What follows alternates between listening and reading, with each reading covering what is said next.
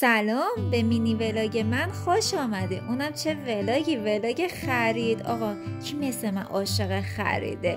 اونم چی؟ خرید لباسنا نگم و خرید وسایل خونه و شکلات و اینجور چیزا. رفتم فروشگاه که دیدم وای چقدر شکلاتی خوشگل آوردن. راستش چند تاشم گرفتم که واسه تو ویدیوهای بعدی حتما تستشو بذارم که اگه شما هم دوست داشتین برید بگیرید و حالشو ببرید. چقدر این حال و هوای کریسمس رو من دوست دارم.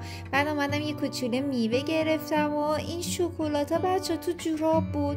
تو رو خدا ببینید چقدر این نازه، خیلی قشنگ بود. بعدم با یه صحنه مواجه شدم این دوتا، خیلی بچه ها ناراحت شدم خداییش.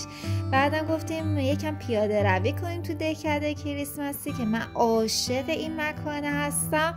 دوستتون دارم مثل همیشه. خداحافظ.